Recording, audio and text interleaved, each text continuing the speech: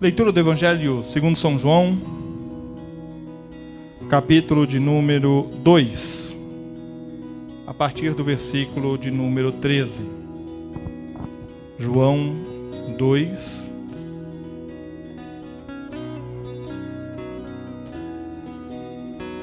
Evangelho de João, capítulo 2, a partir do versículo de número 13.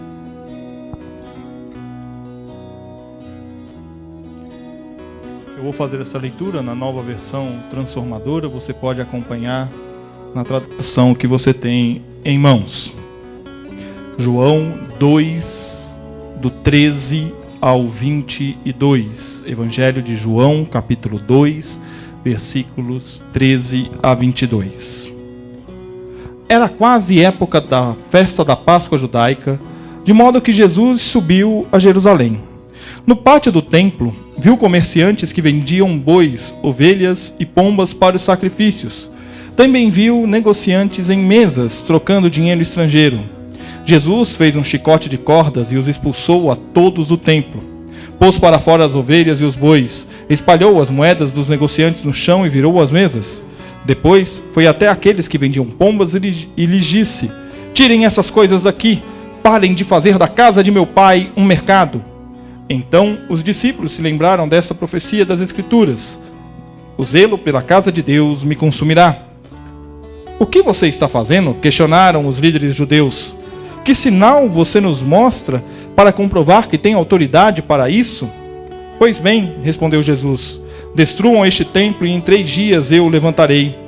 Eles disseram: "Foram necessários 46 anos para construir este templo e você o reconstruirá em 3 dias?" Mas quando Jesus disse este templo, estava se referindo a seu próprio corpo. Depois que ele ressuscitou dos mortos, seus discípulos se lembraram do que ele tinha dito e creram nas Escrituras e em suas palavras.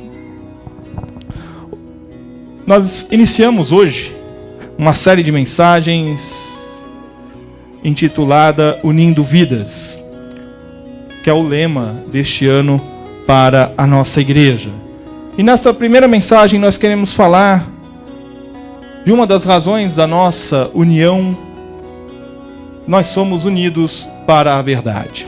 O texto que nós lemos é o relato do início do Evangelho de João, do ministério de Jesus. E diferentemente dos evangelhos sinóticos, Mateus, Marcos e Lucas, o Evangelho de João não se preocupa muito em fundamentar o nascimento de Jesus.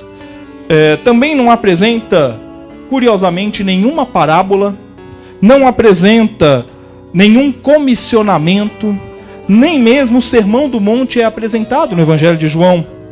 Não há narrativas em João, por exemplo, da expulsão de demônios ou cura de leprosos. Ao que parece, o fato do Evangelho de João ter sido escrito tardiamente, o autor está mais interessado em relatar a vida de Jesus e seu ministério. E, de certa maneira, ele pressupõe que os leitores do Evangelho de João já tenham lido os outros evangelhos. O Evangelho de Marcos, o primeiro a ser escrito, Mateus e Lucas, já era corrente na vida da igreja quando João escreve o seu texto. O nosso texto trata da expulsão dos comerciantes do templo. E eles estavam ali alocados no pátio externo e vendiam animais para o sacrifício. Só que eles não aceitavam qualquer moeda como forma de pagamento, apenas a moeda do templo. Por isso, nós temos ali cambistas. Tem ali pessoas para realizar a troca do dinheiro estrangeiro. Jesus havia saído de Cafarnaum e ido para Jerusalém para celebrar a Páscoa. Após a expulsão dos comerciantes, Jesus realiza muitos outros milagres em Jerusalém e em seguida se encontra com o fariseu Nicodemos. O nosso texto trata de verdades incontestes, da verdade inconteste de que a religiosidade, se tomada por pessoas más, torna-se uma mentira na vida das pessoas. É o que acontecia ali no templo, naquele momento em que Jesus chega. Jesus está em Jerusalém para a festividade para as festividades da Páscoa. E ele adentra ao pátio dos gentios, também conhecido como pátio exterior, e ele começa a observar o que acontecia ali. Pessoas agitadas em filas diante das barracas. Em uma das barracas, Jesus observa uma família com túnicas de linhos finos, comprando um boi. Em outra, uma família mais humilde, comprando pombos. Na entrada do pátio, ao seu lado, ele observa uma mesa com uma fila gigantesca de pessoas à frente, trocando seus dinheiros pelo dinheiro que é o único permitido usar no templo. Tudo aquilo começa a indignar Jesus, que passa a andar por entre as barracas e recolher pedaços de cordas que estavam soltas ali e com ela fazer um chicote. Num rompante, ele começa a expulsar os mercadores do pátio. Ao parar, ofegante, observa no canto do pátio, em pé, as pessoas que vendiam pombas. Ele olha para os vendedores e ordena: tirem essas coisas daqui. Parem de fazer da casa de meu pai um mercado. O pátio dos gentios, ou pátio externo do templo, era onde os estrangeiros podiam entrar.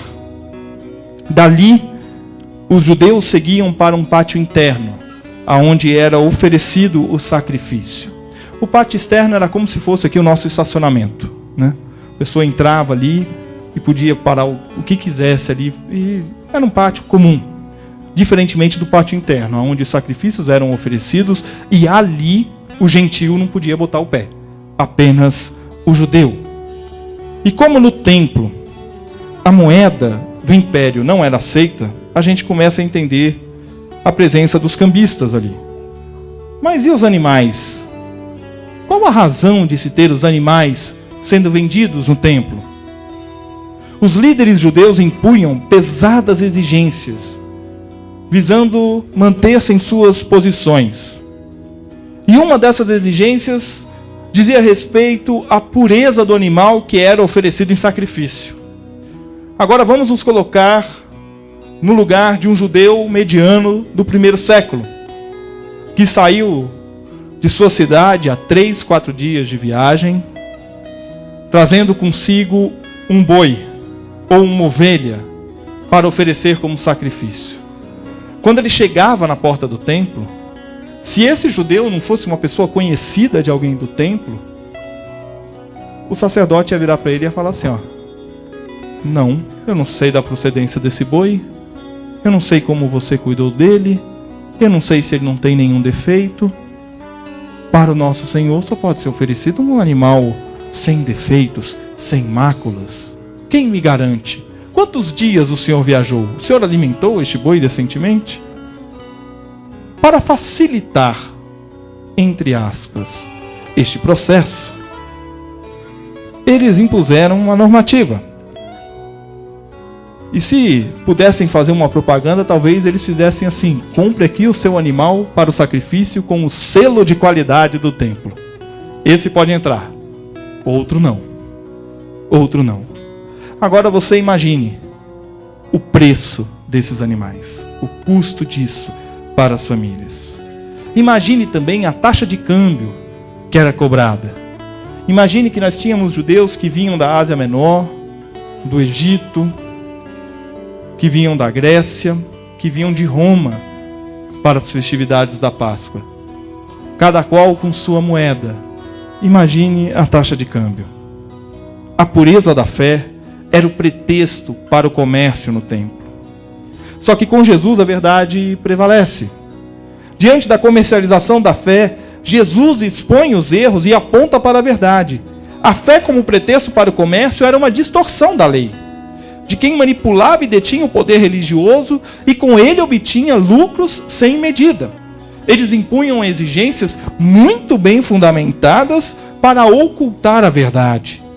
O que era para unir o povo em festa e gratidão, tornava-se um peso e quem sabe até uma angústia para determinadas famílias que não tinham dinheiro suficiente para comprar os animais e oferecer os seus sacrifícios. que os líderes judeus queriam era que as pessoas dessem o seu melhor para Deus. Só que elas não tinham dinheiro para comprar o melhor, porque este melhor custava caro demais. Mas a fé como pretexto para o comércio não era fato apenas no tempo de Jesus. Em nossos dias isso também acontece. E eu me recordo, na minha adolescência, logo que eu me mudei de Manaus para São Paulo, eu fui morar com a minha avó. E eu já contei essa história aqui no culto de quarta-feira, de ir com ela na casa de uns irmãos, de uma irmã, de uma senhora, que não era mais membro da igreja. Eu já havia sido no passado, mas na época ela frequentava uma dessas igrejas que prometiam e prometem prosperidade material. E eu havia chegado da escola, almoçado, e a minha avó falou assim: vamos lá na igreja pegar a cesta básica, nós vamos levar lá na casa dessa senhora. E quando nós chegamos lá, minha avó pegou a conta de água, a conta de luz da mão dela, e nós entregamos a cesta básica, e aí minha avó falou: agora eu quero fazer uma oração com você, só que antes de orar eu quero te dizer uma coisa: você nunca mais dê o seu dinheiro para o pastor e orar em Jerusalém. Deus não está lá só em Jerusalém, Deus está aqui também, e agora eu vou te provar isso. Feche seu olho aí que nós vamos orar. E aí minha avó foi e orou com ela. O que aconteceu com aquela senhora é o típico do que acontece com quem cria falsas expectativas em sua relação com Jesus. Nós acreditamos que o líder religioso, por ser quem estuda e transmite a mensagem, é mais capacitado e sabe mais da vontade de Deus do que outras pessoas. E há líderes que sabem dessa realidade e tiram vantagem sobre os que não possuem tanto conhecimento bíblico para contestar tal mentira. Assim, vende-se a oração em Israel, o óleo da unção, a toalhinha ungida, a Bíblia da campanha, enfim, tudo se torna comércio e pretexto para que a fé seja vendida. E acredite-me, nada disso é feito sem pensar. Inventam campanhas, produtos e até serviços para que a verdade fique de lado, mas para que o lucro seja garantido. No entanto, com Jesus a verdade prevalece. E não há como sustentar o comércio religioso quando nós o confrontamos com a verdade do Evangelho.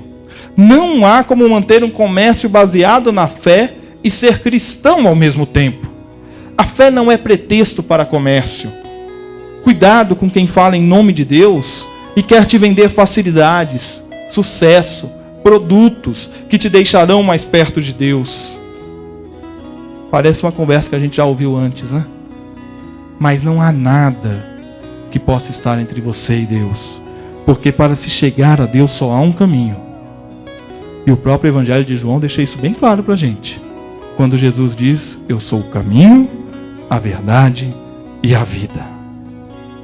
O comércio ilude, tira o foco da verdade e o coloca na mentira da solução imediata, da solução momentânea. Não se deixe iludir pela falácia do produto evangélico. E em certa medida nós temos uma responsabilidade na promoção destes falsos crentes. Quando eles surgiram na década de 60, depois 70, e ganharam força e projeção na década de 80, essas igrejas de massa no Brasil, os crentes tradicionais cunharam uma expressão que se tornou um verdadeiro tiro no pé. O importante é que estão pregando o Evangelho. Como eu ouvi essa expressão, tendo como pano de fundo sacos de dinheiro sendo carregados. Como eu ouvi essa expressão, tendo como pano de fundo venda de produtos, extorsão de pessoas, mas o importante é que estão pregando o Evangelho. Eu não tenho dúvidas de que Deus usa os mais diversos meios para alcançar pessoas. Eu não duvido disso. Não nos compete discutir os meios que Deus usa para alcançar as pessoas. Conheço pessoas, inclusive amigos meus, que tiveram o seu primeiro contato com o Evangelho em igrejas assim, mas que logo a verdade trouxe à luz aquilo que acontecia dentro dessas igrejas. Mas o que nos compete, se não é discutir a maneira como Deus alcança as pessoas, é denunciar quem faz da fé comércio. Vendem ilusões, mentiras sob o manto do Evangelho. Não se deixe iludir pelas mentiras. Com Jesus, a verdade prevalece. E é isto que acontece no pátio do templo. Vamos voltar ao nosso texto. Jesus acabara de expulsar os mercadores do templo. E ainda ofegante, ele olha para os discípulos, e os discípulos estão olhando para ele atônitos. E eles comentavam entre si o que acabara de presenciar. Um deles recorda o Salmo 69, o zelo pela casa de Deus me consumirá. E neste exato momento, um grupo de líderes judeus, vem do pátio interno em direção ao pátio externo, chega apavorado ali. O que você está fazendo? Que sinal nos mostra para comprovar que tem autoridade para isso?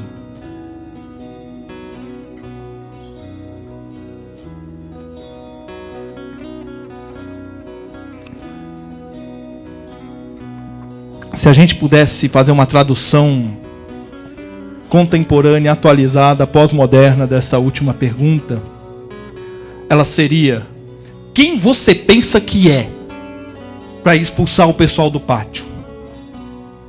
Quem você pensa que é? Jesus sabia bem que tais perguntas não eram para ter uma resposta direta. O que fora feito, estava feito.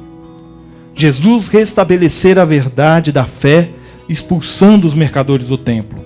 O que os líderes judeus queriam era, de fato, condenar Jesus e matá-lo por ter dado tanto prejuízo para eles, justamente na principal festa do povo.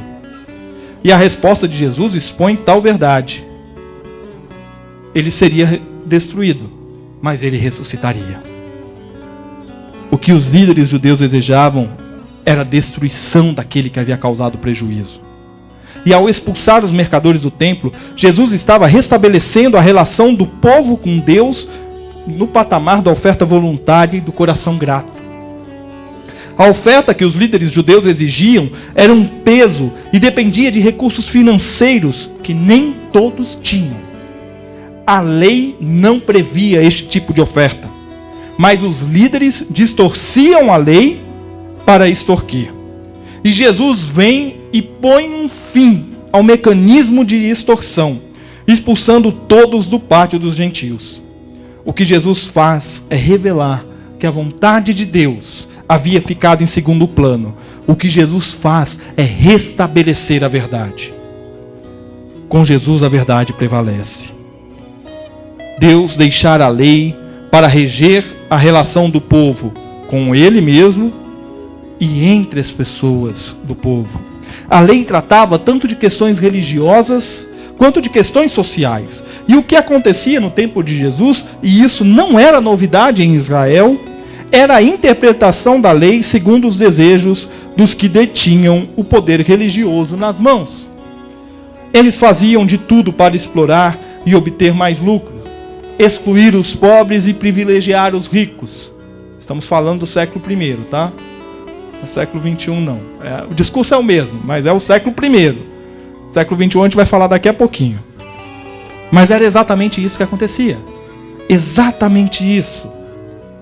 E Deus estabelecerá a lei para unir o povo e atender às necessidades dos pobres, daqueles que não tinham condições. Deus sempre olhou para o oprimido como alvo de sua ação, e é por causa deste oprimido que Jesus expulsa os mercadores do templo. Jesus é a verdade, é o Logos, a expressão máxima da vontade de Deus. Melhor, é a expressão viva e palpável da vontade de Deus entre nós. O que Jesus nos ensina é ser igreja, unidos pela verdade, deixando de lado o que é o mercado e imposição de quem se autodenomina a voz de Deus na terra. Como igreja, nós pregamos a Jesus, crucificado e ressuscitado. Ele é a expressão de como devemos viver e a quem servimos e adoramos. Em Jesus, todos os cristãos se unem em torno da verdade. O que é mentira cai por terra. O que está oculto é revelado. Porque com Jesus a verdade prevalece. E se Jesus restabeleceu a verdade no templo, no pátio do templo, Ele também restabelece a verdade nos nossos dias. Brennan Manning, em seu livro Convite à Solitude, afirma que fé é a antítese da falsa religiosidade aconchegante, confortável. O que Manning está nos dizendo é que a falsa religiosidade quer nos dar o conforto e o aconchego momentâneo deste século, para usar uma expressão bem religiosa. Mas a fé não nos dá o aconchego e o conforto que a sociedade pode nos oferecer, mas sim o aconchego dos braços do Pai, dos braços do nosso Deus, e o conforto de saber que as provações e as circunstâncias são o que são temporais, mas a verdade da vida com Jesus, esta é eterna. Jesus restabelece a verdade na vida daqueles que estão iludidos pelas mentiras que são vendidas como verdade. Jesus nos chama para uma vida de integridade, para uma vida de serviço. Tal verdade é vista na vida daqueles que vivem conforme a vontade de Deus. A verdade não aprisiona, liberta, não afasta, aproxima as pessoas. Como igreja, nós somos unidos para a verdade, que é Jesus. Viver verdadeiramente é expressar a graça de Deus em nossas vidas, amando, acolhendo, servindo ao nosso próximo. Nós não vendemos soluções passageiras. Nós anunciamos a solução eterna, que é Jesus. E ela não é vendida, ela é graça. Graça de graça. Ela é a nossa vida. Esta mensagem é a nossa vida, porque Ele é o caminho, a verdade e a vida. Com Jesus a verdade prevalece. Por isso não há espaço para mentira entre nós. Se devemos ser verdadeiros, devemos ter mais amor uns pelos outros. A verdade é firmada em amor. Não há espaço para melindre, para impor a minha vontade, para excluir ninguém. O amor nos une para vivermos a verdade. Não podemos ser os juízes ou os condenadores de ninguém, mas sim aqueles que enfrentam as mentiras com a coragem e a legitimidade do Senhor da verdade. Nós somos chamados para viver em verdade. Nós somos unidos para a verdade. Vivemos em verdade, fundamentados em amor. E nós temos o privilégio de viver a verdade. Numa sociedade marcada pela imagem, pelo você é o que você tem, nós temos o privilégio de viver a autenticidade do Evangelho em nossas vidas e assim testemunharmos do amor de Deus aos nossos familiares, aos nossos amigos, a todos com quem nós convivemos. E tal privilégio deve ser aproveitado por nós todos os dias, a todo instante. Lutar contra a mentira em tempos de fake news é tomar nas mãos o chicote da verdade e expulsar de nossas vidas as mentiras que nos rodeiam. Não se deixe iludir pelas mentiras compartilhadas em um clique. Firme-se na verdade, que é aprendida diariamente na leitura da palavra, na vida de oração e de comunhão com o povo de Deus. Eu quero concluir dizendo para você que nós somos chamados por Deus para vivermos em verdade de vida. Nós somos unidos para a verdade. E na medida que nos unimos, firmados em Deus, como igreja que serve para adorar a Deus. Hoje, ao olhar para a sua vida, você tem se deixado levar pelas mentiras das soluções rápidas e ilusórias? O que você espera de Deus? Hoje de manhã, na escola dominical, na aula, nós falávamos sobre o enfraquecimento da fé, quando a fé esfriava. E uma das perguntas, um dos tópicos da lição que o autor colocou é que muitas pessoas têm a sua fé esfriada porque ela tem expectativas erradas em relação a Jesus. O que você espera de Deus? Não espere nada além da verdade do amor que nos une como corpo de Cristo e nos faz comunidade. Não se deixe iludir com a venda de produtos e achar que pelo fato de ser evangélico é bom. Foi-se o tempo. Não é mais. A mentira gosta de se travestir de verdade. Mas mentira é mentira. Em uma hora a verdade vem à tona. A mentira jamais será verdade, mesmo que repetida 1 milhão de vezes. Nunca será. Unidos para a verdade, sigamos o exemplo de Jesus, que não se acovardou diante da mentira que acontecia no pátio do templo. Uma espiritualidade de fachada, que apresentava animais imaculados para o sacrifício, mas suas vidas eram vazias, sem sentido. Líderes preocupados mais com o lucro da festa da Páscoa do que com a transformação do povo, da realidade individual e social ao seu redor. Uma espiritualidade baseada na negociata com Deus. Não se cale diante da mentira, mas paute a sua vida pela verdade do Evangelho. Viva esta verdade, porque é por ela que nós somos unidos. Que Deus assim nos abençoe.